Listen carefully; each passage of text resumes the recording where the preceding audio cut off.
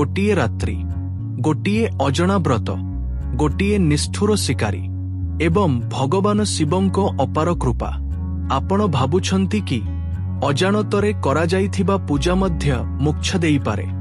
ଆଜିର କଥା ଶୁଣିଲେ ଆପଣଙ୍କର ହୃଦୟ ମଧ୍ୟ ତରଳିଯିବ।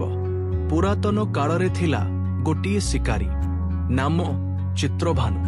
ପ୍ରତିଦିନ ପଶୁ ହତ୍ୟା କରି ସେ ନିଜ ପରିବାରର ଭରଣ ପୋଷଣ କରୁଥିଲା, କିନ୍ତୁ ସେ ଥିଲା ଋଣରେ ଡୁବିଥିବା ମଣିଷ।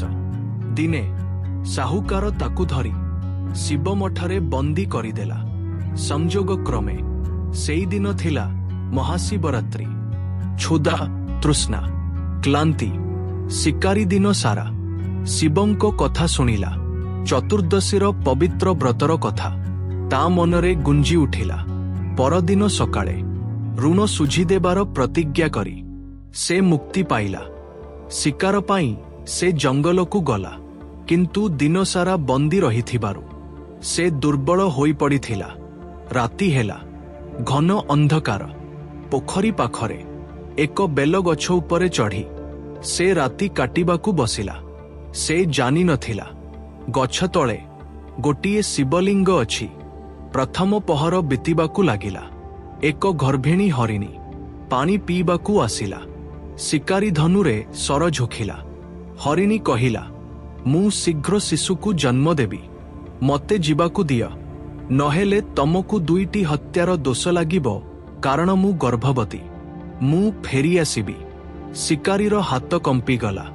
ସେ ତାକୁ ଯିବାକୁ ଦେଲା ଏବଂ ତା ଅଜାଣତରେ ବେଲପତ୍ର ଶିବଲିଙ୍ଗ ଉପରେ ପଡ଼ିଲା। ପ୍ରଥମ ପ୍ରହାର ପୂଜା ସମ୍ପୂର୍ଣ୍ଣ। ଗୋଟିଏ ପରେ ଗୋଟିଏ ହରିଣୀ ଆସିଲେ।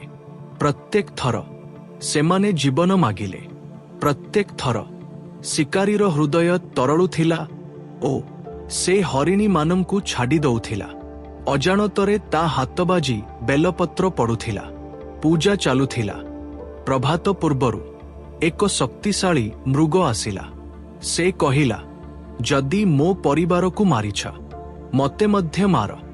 ଯଦି ଛାଡ଼ି ଦେଇଛ, ମୋତେ ସେମାନଙ୍କ ସହ ମିଶି ଆସିବାକୁ ଦିଅ। ଶିକାରୀ ସମ୍ପୂର୍ଣ୍ଣ ରାତିର କଥା କହିଦେଲା। ମୃଗ ମଧ୍ୟ ଗଲା, ଫେରିବା ପ୍ରତିଜ୍ଞା କରି। ସୂର୍ଯ୍ୟ ଉଦୟ ହେଲା। କ୍ଷୁଧା, ତୃଷ୍ଣା, ରାତିସର ଉଜାଗର। ଶିକାରୀର ମନ ପରିବର୍ତ୍ତିତ ହେଲା। ହଠାତ୍ ମୃଗ ପରିବାର ଫେରି ଆସିଲା। ସତ୍ୟ, ପ୍ରେମ, ବିଶ୍ୱାସ। ଶିକାରୀର ଆଖିରେ ଲୁହ ଆସିଗଲା। ସେ ଧନୁ ତୀର ତଳେ ରଖିଦେଲା। ହରିଣମାନଙ୍କୁ ଜୀବନଦାନ ଦେଲା। ସେଇ ମୁହୂର୍ତ୍ତରେ ଶିବ କୃପା ବର୍ଷିଲା। ଅଜାଣତରେ ବ୍ରତ, ଅଜାଣତରେ ପୂଜା, କିନ୍ତୁ ସତ୍ୟ ଓ କରୁଣା। ମୃତ୍ୟୁ ପରେ ଶିବଗଣ ତାକୁ ଶିବଲୋକକୁ ନେଲେ। ଭଗବାନ ଶିବଙ୍କୁ ଦ୍ରବ୍ୟ ନୁହେଁ, ହୃଦୟ ଦରକାର। ଯେଉଁଠାରେ ଦୟା ଅଛି, ସେଠାରେ ଶିବ ଅଛନ୍ତି। ଯଦି ଆପଣ ମଧ୍ୟ ମହାଦେବଙ୍କ ଭକ୍ତ, ତେବେ କମେଣ୍ଟରେ ଲେଖନ୍ତୁ, ହର ହର ମହାଦେବ।